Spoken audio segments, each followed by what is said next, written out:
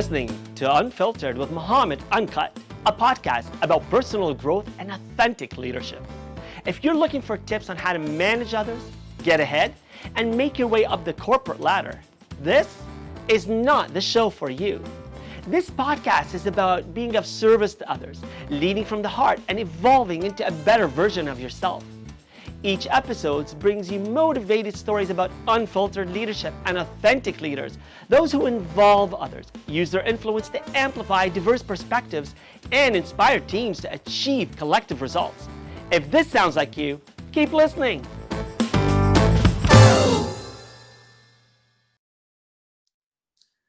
Good day and welcome to the Unfiltered Podcast. And we have with us an incredibly unfiltered leader, Enda O'Doherty.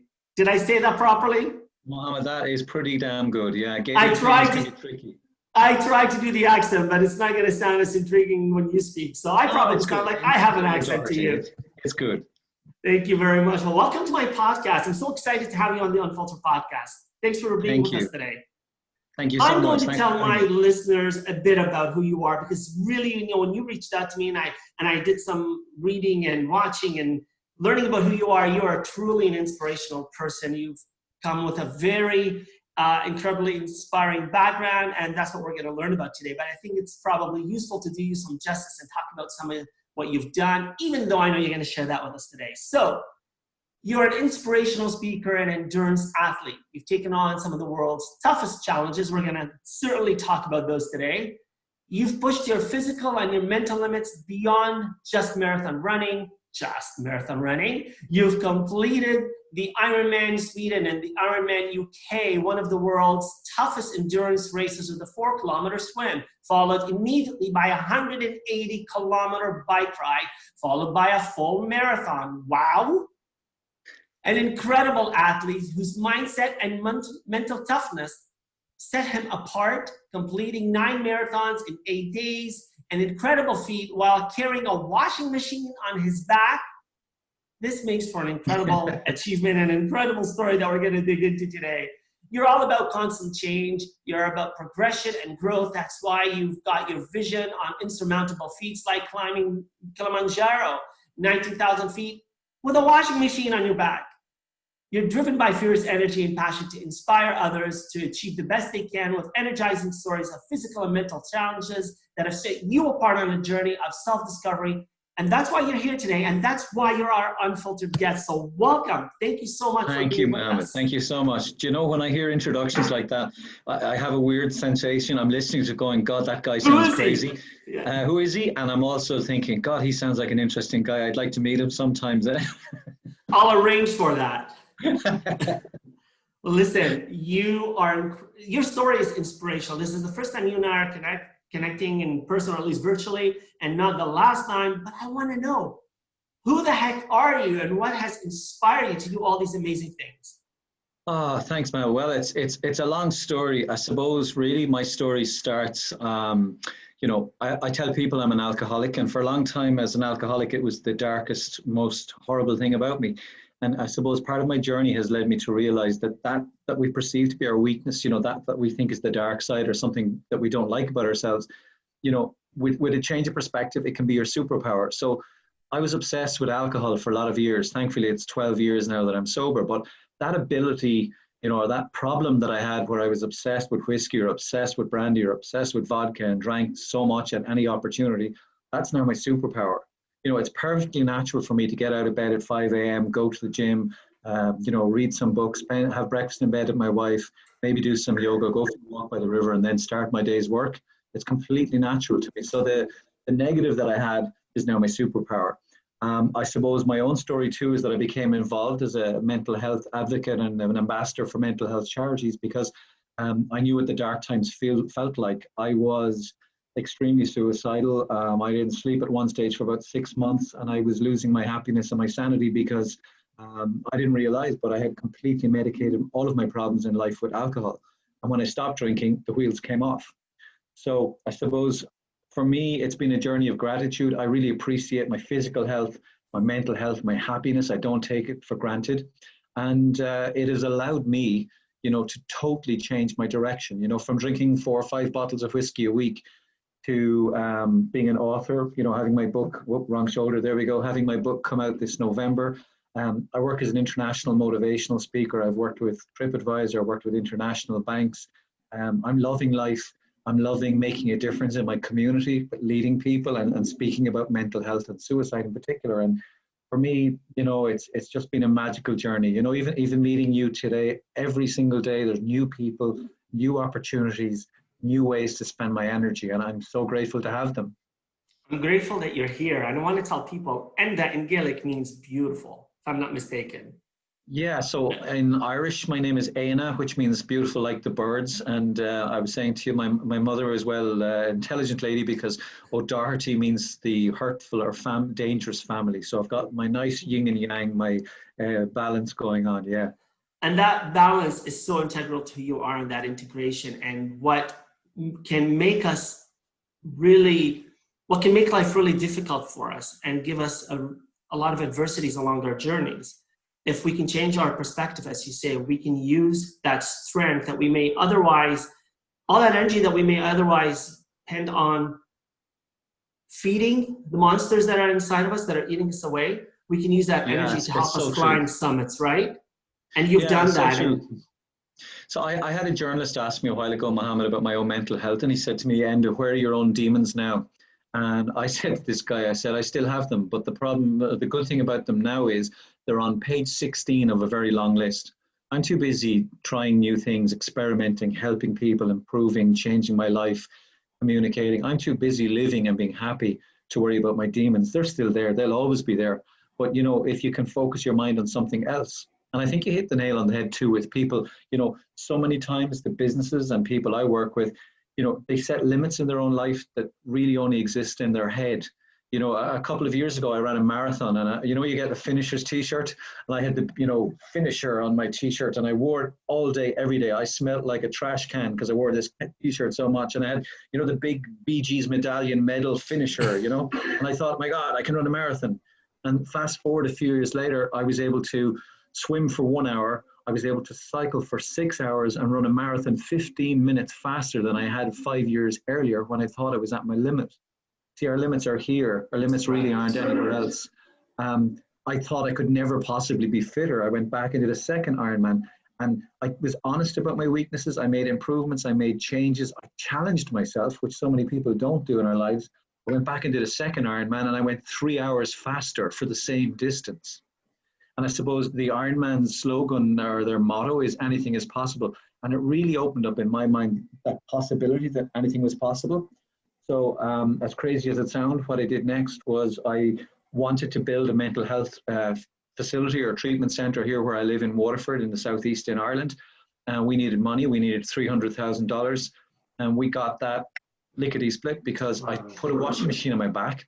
My mental health message to people was, particularly men, don't carry a big problem around. Talk to somebody. If you're under pressure, if you're feeling anxious or nervous or depressed, talk to someone, share the load. Don't carry something stupid. And I think, Mohammed, we will both agree carrying a washing machine was the most stupid thing I could carry around. So what I did was, as crazy as it sounds, I did 9 marathons in 8 days. So if any of your listeners or anyone watching this has done 26 miles, you know it hurts like hell, and your feet and your nails. 26 meters hurts. Yeah, it does with a washing machine.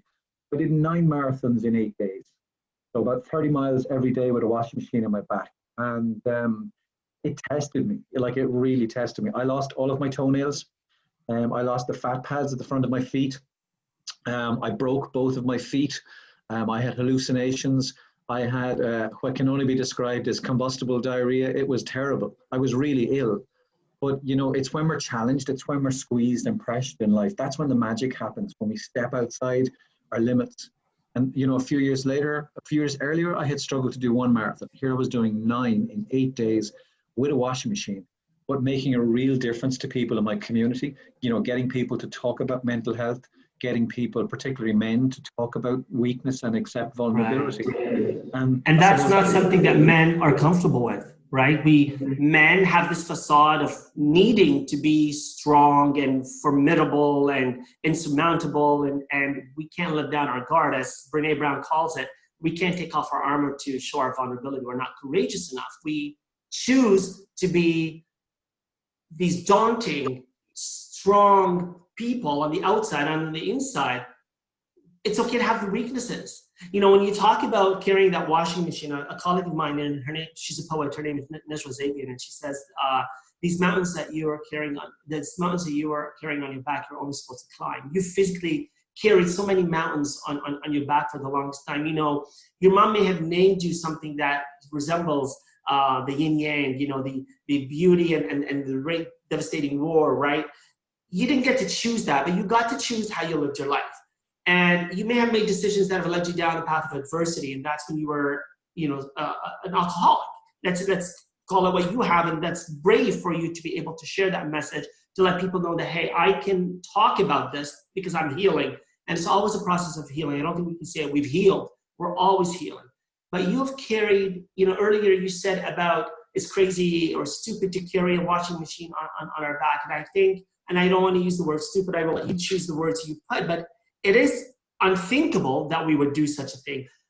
But it was probably a lot more strenuous on you, ongoing, consistently, to carry the demons on your back that you were always carrying when you were, you know, living the life as an alcoholic, when you were struggling, right? At least now you've made that choice that I can climb a mountain. I can carry the weight of the world that I choose to, before you were being acted upon, right? Absolutely. Absolutely. I think there's a second message with the washing machine, and that was, you know, so many times people in our lives, we think they're strong. You know, when I came out and spoke about my mental health struggles, you know, I had colleagues and friends said to me, oh my God, like, we thought you had the perfect life. You have a beautiful house. You have a really nice, fast car. You have an amazing wife. My children are like, they're so pleasant. They're academically super high achievers. Somebody said to me, Mike, I thought you had the perfect life. And I said, I was so unhappy. You know, I was drowning in a sea of brandy because I was that unhappy. So I think sometimes, you know, not only do we have to be brave to talk about problems or issues, but I think also it's a case that sometimes we need to ask people, you know, are you okay? Because so often in life, you know, you say to someone, how are you doing? Or how are things with you? And they go, yeah, I'm great. And the truth is that they can really be struggling. And, you know, the first time you hear they're really struggling is that they've taken their lives or something tragic has happened, which is over my shoulder there behind me, which is why we went for that bizarre combination for my book cover, you know, the statement, I'm fine, you know, I'm doing really good, I'm fine, but the picture tells a different story, the contrast. And people, everybody has a struggle. You know, 1 in 4 people in their lives will have a serious mental health issue. It's, you know, if it's not you, if you're lucky enough that it's not you, it's someone you love, it's your wife, it's your son, you know, it's your brother, it's your best friend, it's people we care about. And, you know, for me, one part of the journey has been to realize that, you know, real strength is to admit when you have a problem. A real strength is not just to solve your problem, but for me, I have a passion for speaking about endurance, about resilience, about mental health, because, you know, this book actually, inside the front page, Mohammed, I dedicated this book to anyone who's lost family or friends to suicide, but I also dedicated it to the guy or girl in the bookshop who picks this up, who looks at the cover and thinks they've got no way out in life. I have hope. I have hope. I said, I want you to read this story. I want you to realize this guy went from the very bottom to having the best possible life that he's having right now. I want this book to be dedicated to you.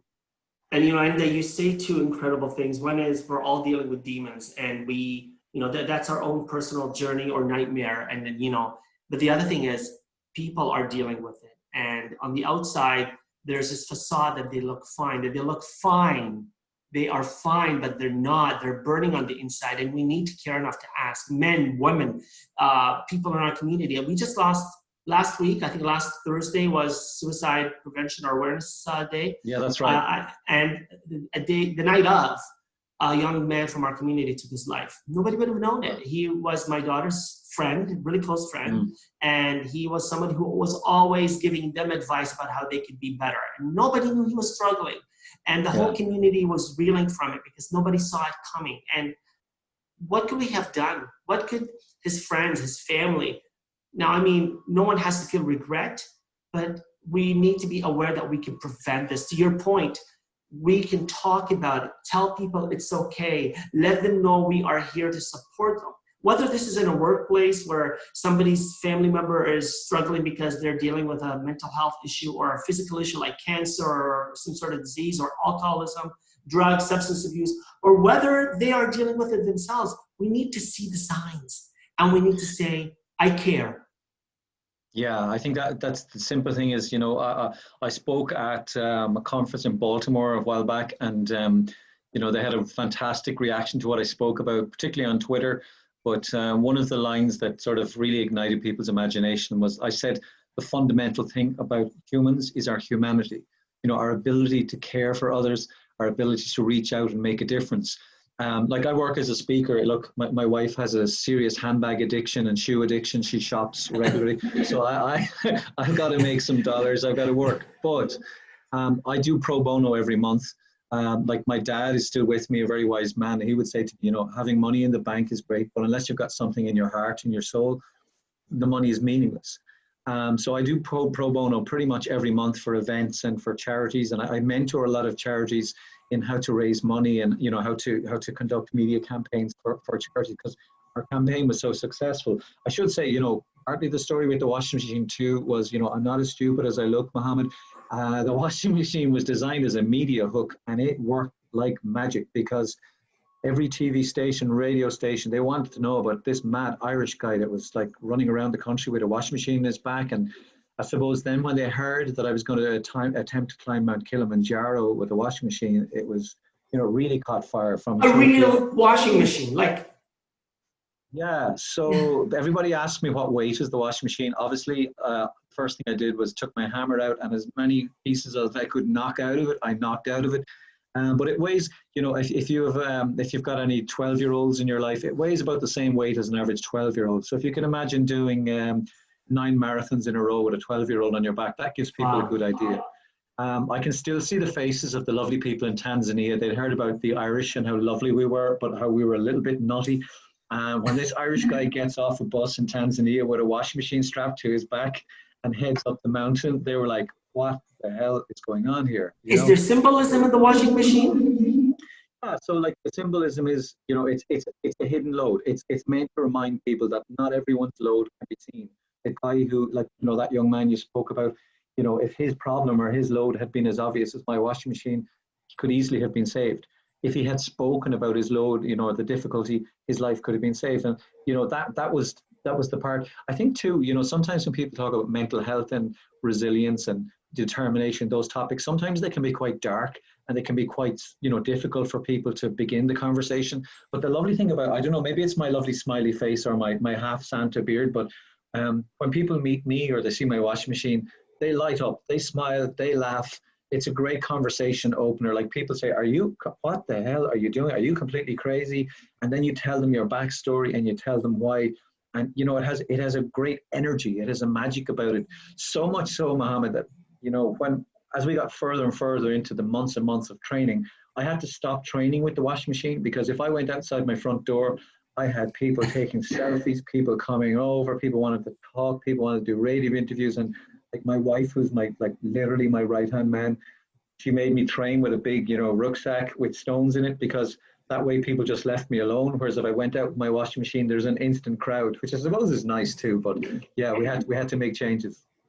So, and the point that you would want to make to people who are suffering, because you're a very strong and resilient person, but let's not kid around. You went through a lot of adversity, and you still carry the weight of that with you. When someone is struggling and they're drowning, yeah, how do you, with that different perspective of healing, come to them and show them that there's hope? Yeah, words sometimes aren't enough, right? How do you show them? How do you manifest to them the hope that you've lived through?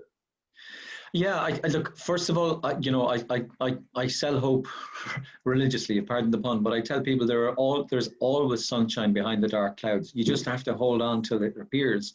But, whether I'm coaching sporting teams or corporates, or whether I'm talking to someone who's in crisis, there's a couple of key elements.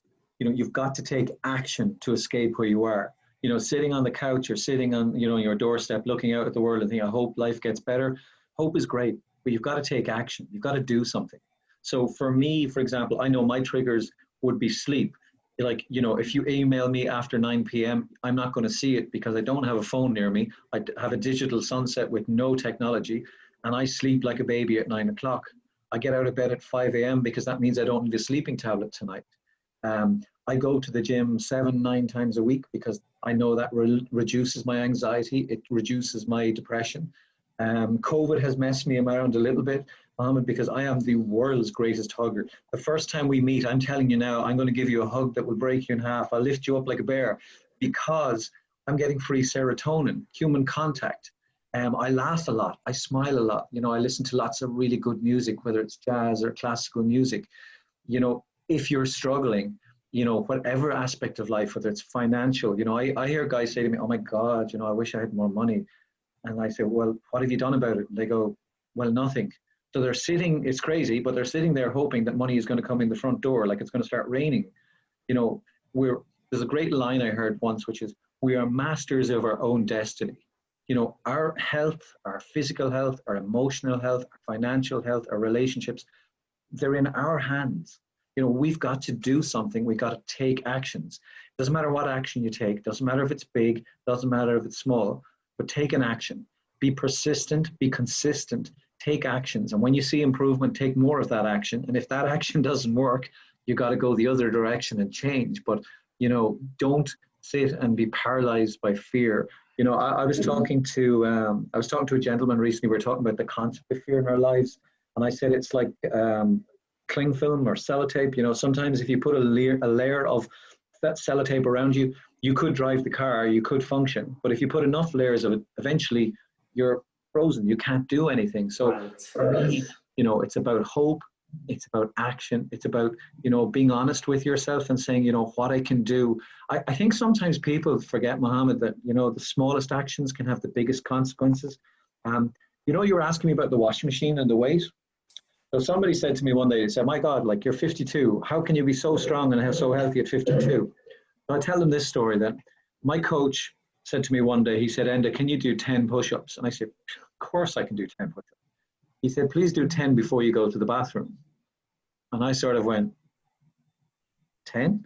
He said, yeah, do 10 before you go to the bathroom and do 10 before you wash your hands every day. So that was about 50 a day before I went to the toilet and 50 afterwards. 10 push-ups at no point was huge effort. The first year I trained with that guy, I did 32,000 push-ups. At 32,000 push-ups, Mohammed, I turned into a human gorilla. My boobs didn't juggle anymore. You know, my man boobs were like steel. My shirts, my suits, nothing fitted me. And I was going to the gym and training as well. So, you know, sometimes we can really underestimate the power of the smallest action in our lives that can have the biggest consequence. And, you know, if you are struggling, listen to this in any aspect, like formulate a plan. But most important in life, which I come across most often with people is, you know, take the action.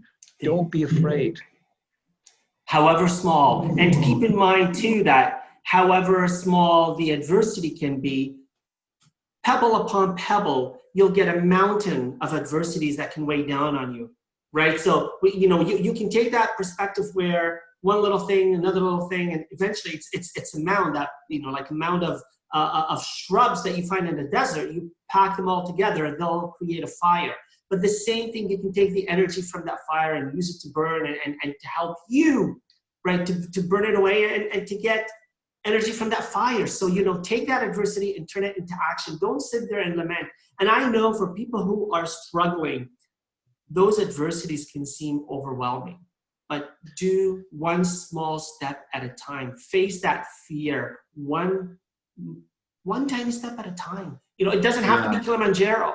Right? No, it doesn't. Right? I tell you, there's a lady. No, it doesn't. Kilimanjaro is perfectly natural for crazies like me.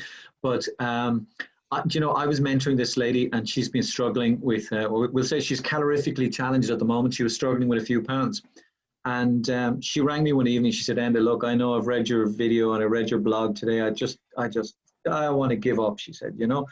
So she said, "I'm going to the gym 6 times a week." I said, "That's great." So I asked her, Mohammed, I said, "Where do you park your car when you go to the gym?" Where do you think she parked? Probably right in front of the door. She would have driven the car into the lift and gone up to the gym in her car. Okay, so simple action. I got her to park 1 mile from the gym. And on that mile, she walked to the gym and warmed up so she had less chance of injury. When she finished her class, she walked back to the car, she rang family or made a work call. 1 mile, okay? She went 6 times a week. That was 12 miles a week. In 2 weeks, she did a marathon. In a month, she did 2 marathons. In 3 months, she did 6 marathons, and her weight went boom. And she said, oh my God, what happened? And I said, you took a tiny, small action, you know, persistent, consistent effort.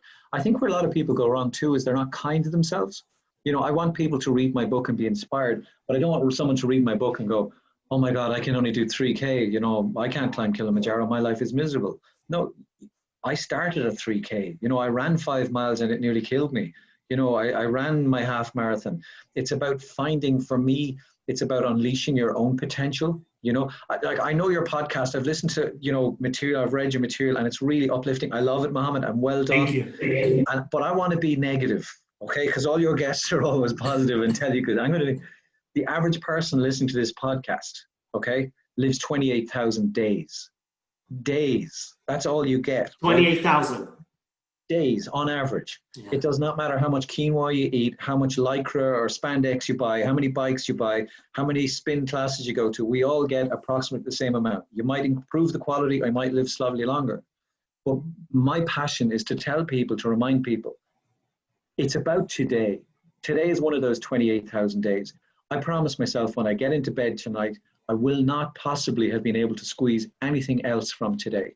I will go to bed with a smile on my face and contentment in my heart because I got everything I could out of today. I was kind to people. I made a difference in people's lives. I worked as hard as I could. I looked after my physical health. I looked after my relationships. And getting those pillars in our lives right can make the biggest difference to those 28,000. You know, I have a couple of fundamentals that I don't negotiate every day. So every day I learn something. So at the moment, I'm reading Marcus Aurelius' Reflections. He's just an incredible Roman general, emperor, an amazing guy. Thousands of years later, his wisdom is real and I love it. So I learn something new every day. I watched a documentary on Julius Caesar this morning. You know, in Germany, the leader was called the Kaiser. And you know, in Russia, they have the Tsar. Did you know that Kaiser and Tsar come from Caesar? Because they were trying to... There you go. Yeah, well, I learn every day. That's a pillar. I exercise every day in some shape or form. Some days I hit the HIIT classes and it's a big sweat and lots of heavy weights. Some days it's a walk by the river. But keep my body functioning, I exercise every day. It's non-negotiable. So my takeaway there is stop.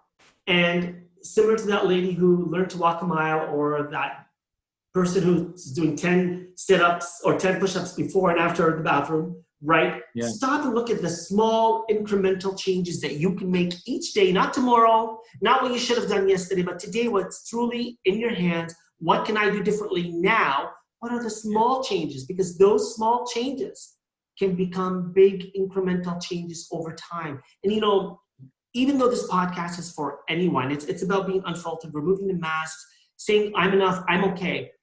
I always think, you know, the more I talk, the more I'm interviewing people, I get the clarity that my audience are really those tough-minded men, leaders who don't want to change. I'll tell you why this is becoming more clear. But again, this is for everybody because we all want to become better.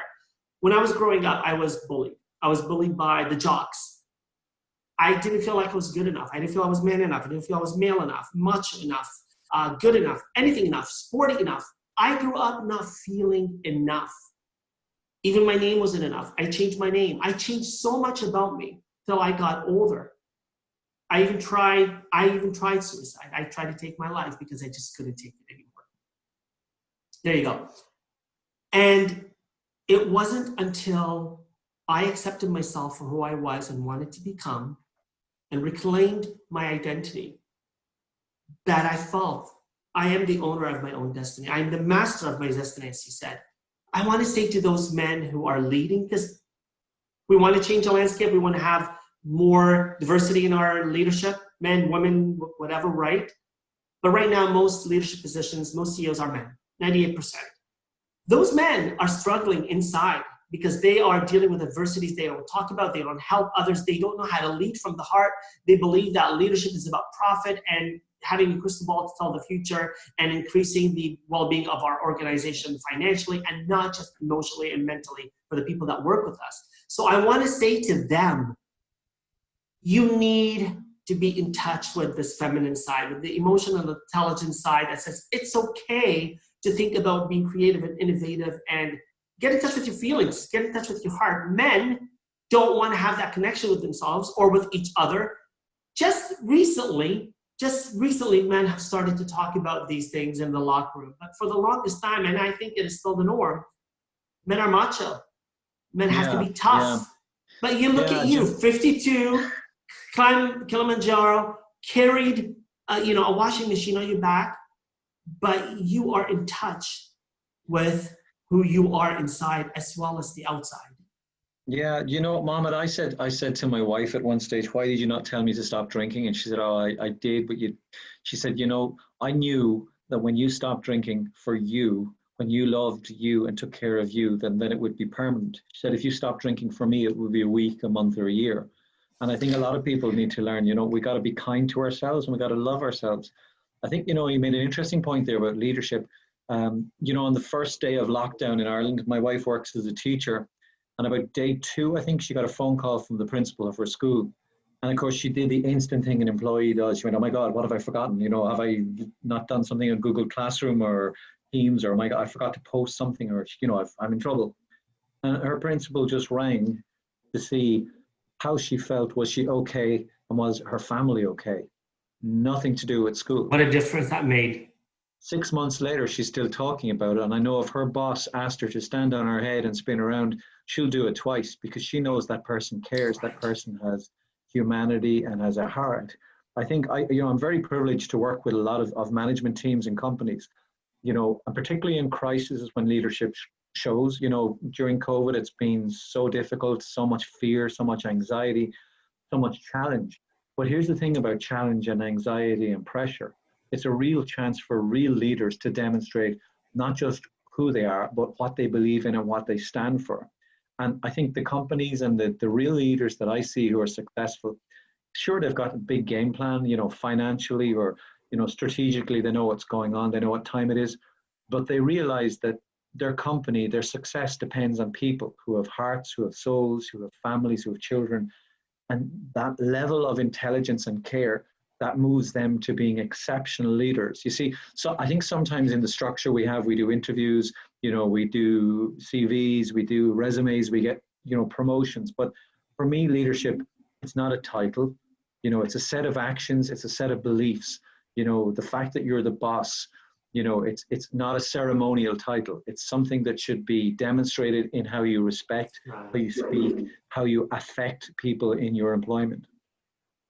It is your actions that really speak louder than words. That title of leader, you know, somebody puts on your door, that medallion that you've earned means nothing if you can't demonstrate to people and earn every single day with every action. You earn those stripes. You demonstrate by how you make life different and better for people. You know, the principal calling your wife, showing that he cares. She's dedicated to him now. And if we can bring those leaders, if they can show up to their workplaces and show genuinely that they care about the people that work with them and not for them, because as a leader, you're of service to those people. And when you let them know, you know, so many leaders think that it's a triangle, you know, with the CEO at the top, directors, and right. And we got to invert it. Servant leadership is about inverting and saying, we're here to serve. We're here. You know, I've got this title, I've got this role, you know, I may even make a certain amount of money reflective of the importance that I bring to the organization, but without you, individual contributor, being the reason that we are here, we don't, you know, you go to McDonald's, you know, we were talking about yesterday with another guest about, you know, our choice in foods. I worked at McDonald's, it taught me great discipline. And I always think, if it wasn't for the great people who work there, who need to put the effort and the dedication in making the food and serving the food, doing it with a smile, making a difference. So I'm talking about these essential workers that are working and smiling and making an impact to the people that they serve. Those people are teaching us what it takes to use our humanity. And it helps us create a certain level of humility in our own humanity to recognize that these people are serving us. But what we need to do, leaders have to say, wait a minute, we are here to serve them. We are not here for a title. We are not here to sit at the top of the paradigm and say that, you know, you report up to me. but really, what can I do differently to you? Can I call and say, check in with you and how are you doing? Can I come and see how's work today? What can we do? You know, you let people weigh in, they'll buy in.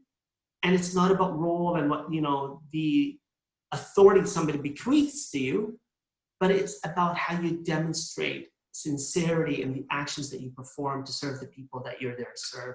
And I think, you know, in your leadership, when I hear you talk about your vision and your approach and the people that you talk with and your story, here you've got this really tough guy who's pretty strong and mentally and physically, but you're soft.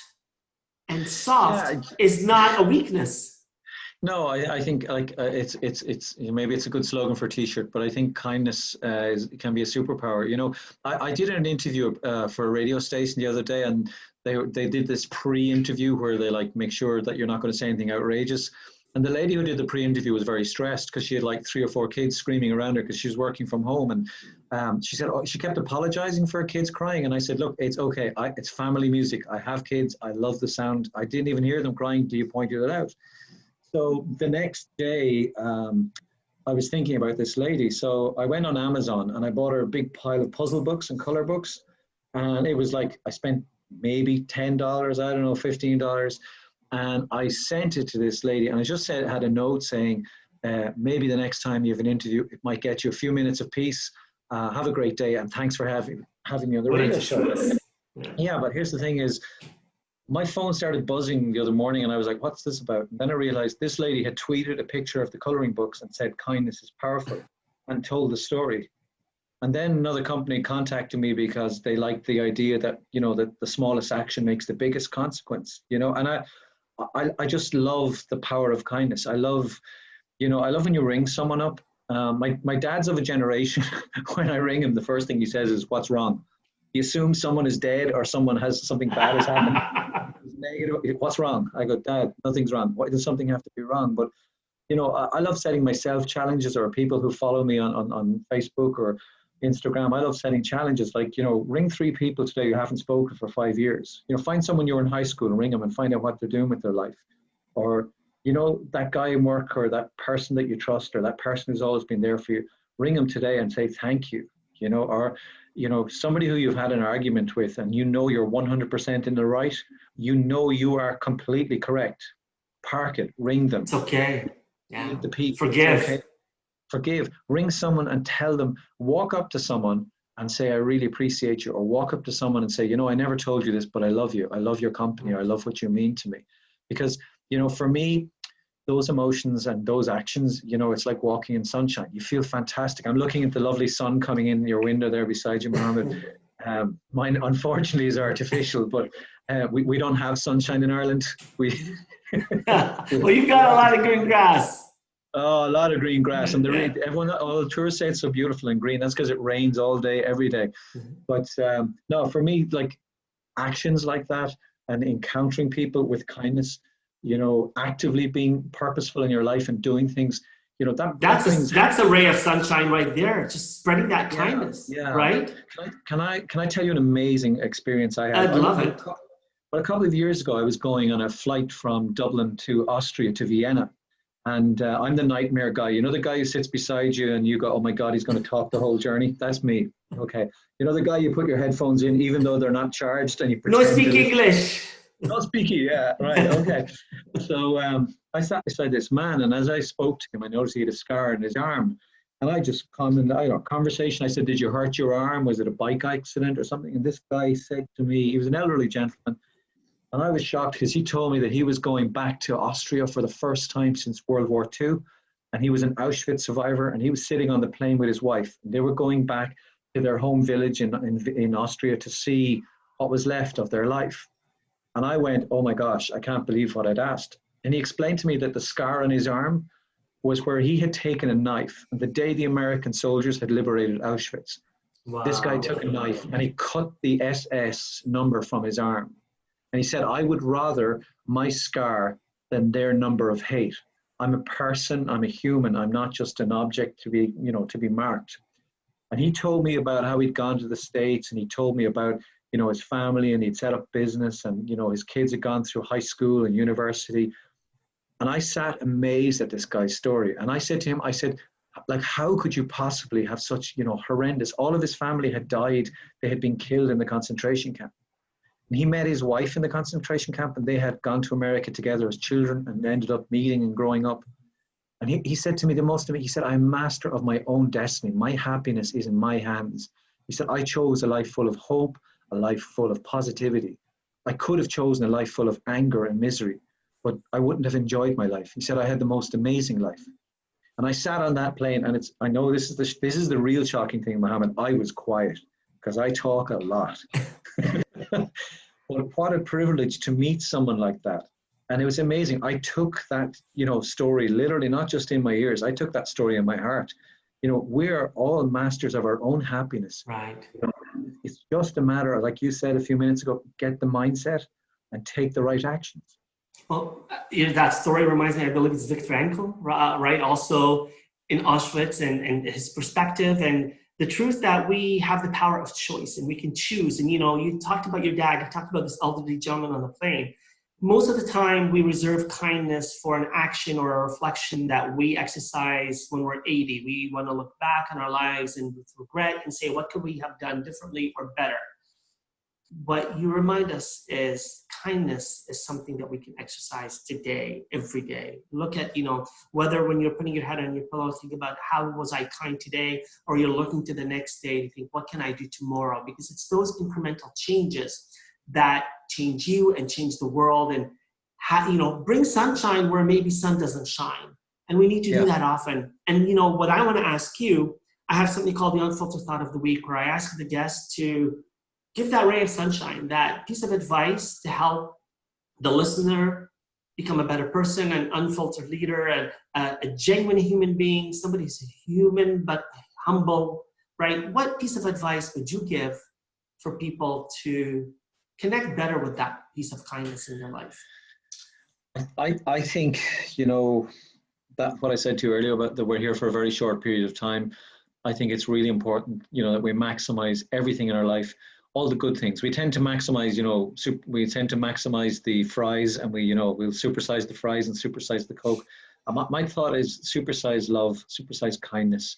You know, be kind to yourself. Step outside your comfort zone. Don't live a life in fear. Live a life that's positive. Live a life that's full of energy. And you know, don't sort of, somebody was very kind to me recently and said, Enda, you've raised a lot of money for charity, and, you know, you've done a lot of work with mental health charities. And, you know, helping others is the absolute best way to help yourself. When I speak to people, even speaking to you today, I feel great. It's great therapy. This evening, I know I'll go for a walk by the river. I'll reflect on what we've said. You know, if I do another podcast tomorrow, I'll talk differently, or I'll adjust, I'll improve. So I would think, reflect on your life, be kind to yourself as be kind to others, supersize your actions, don't live in fear, you know, and don't be afraid to step outside that comfort zone. You know, like you say, you don't have to run up a mountain with a washing machine, but don't live a life where, you know, if you're sitting on the couch, watching Netflix, eating a pizza every night, that's not living, that's surviving. You're a hamster in a cage. You know, we're humans, we're meant to be better than that. You know, we're meant to be glorious, we're meant to shine, we're meant to impact our planet and impact the people around us. And that's inside, it's not just inside me, it's not just inside me as an author or speaker, that's inside everyone listening to this. You just have to start to figure out how to unleash your magic in your life and your magic in your world. And that can start with even the smallest incremental step, but it has to start somewhere, doesn't it? Yeah, it has to start somewhere. Like, I mean, you know, what I love about action is, you know that when you toss a coin, you go, heads I win, tails I lose. I love to toss coins, and I go, heads I win, tails I win. So I just keep tossing coins, because I know I've generated situations in my life where good things are going to happen. Right. You know, when it hasn't happened yet, you control what can happen. You control your perspective. So heads you win, tails you win. So, right? Love that. Yeah, and it's really good. And look, it's not to deny, like, it's not to be simplistic and say, you know, difficult times or tragic times. Like one of the chapters in the book I wrote about was, in the last 2 years, I lost my mother to breast cancer, and she was the most amazing, powerful woman. Like, you know, I did the eulogy at her funeral, and I actually put it into the book because so many people liked it. But I said to someone at my mum's funeral, I said, you know, she talked considerably more than me. And they went, wow, that's an amazing woman. but she was she was a firecracker of a lady that just lit up life and just made such a difference to everyone around her. But, you know, life is full of difficulties. Life is full of tragedies. You know, I'm not like one of these motivational speakers who says, you know, let's hug each other and ignore the bombs that are falling through the roof, or, you know, we don't need food. You know, I know for a fact there are many things in life that will happen. There are people listening to this podcast who've been lied to, cheated on, who've had friends or family tragically die or get illnesses they never deserved or asked for. Horrible, horrible things happen in life. We can't control those. We can't deny that they happen. What we can control is our response to them. You know, it's like, it's a certainty that things will go wrong in your life. I think particularly young people struggle with this because in their world, it's Instagram, it's perfect filters, perfect skin, perfect teeth, endless income, beautiful sunshine, life by a pool, one big barbecue. Nothing bad will ever happen to me. And you and I both know that, you know, since I got my solar panel fitted and since I got a few more extra wrinkles and my Botox bill is going up, life is difficult and life is challenging. I don't deny that. But what I am accepting of and what I do firmly believe is that we can control our responses to it. You know, that we really can control, you know, how bad, if something bad happens, we can choose to magnify it or we can choose to minimize it. And I think that for me is an powerful mindset to have. Yes. And we can remove those filters. And I want to thank you for talking to us about how you've removed those filters. You are truly an inspirational. We can't be at an end. I have 500 more stories. Oh, you know, today I heard that this is not the beginning of the end. This is the end of the beginning. So this is just a new start for you and I to continue chatting. I'm sure I'm going to reach out to you in the future. And thank you for being an unfiltered leader. Thanks for being an inspiration. I look forward to your book is on Amazon now. I'm fine. It's available. It's on Amazon. It's on Waterstones. It's everywhere you could possibly imagine. Please check it out. Enda O'Doherty. I'm fine. And really, it's like I said, the picture, I don't know if you're listening to the podcast, the picture is me screaming and gold writing underneath it. I'm fine. And it's to remind people it's the contradiction, but how we say we are and how we feel. But the book is about far more than that. You know, someone said to me, what kind of book is it? And I said, it's the book, you know, when you're on vacation and you throw the old t-shirt in the bin in the hotel room before you go home, and you throw the sandals and the old sneakers go in the bin because you're going home, that's the end of your holiday, and you throw the holiday book in the bin. I want this to be the book that your listeners, when they buy, they go, you know what, I'm bringing this one home from vacation because I'm going to read it at Christmas, or I'm going to give this to my brother, or I'm going to give this to my best friend. It's a book, I think it's a book full of sunshine. It's a book full of life. It's a book full of love. And thank you for sharing that love with us today. Thank you. Thank you, Mama. Thank you so much for having me. All the best. Thank you for listening to Unfiltered, the show about authentic leadership and personal growth. Like what you heard? Click subscribe, share it, and tell a friend about it. And don't forget to leave a rating.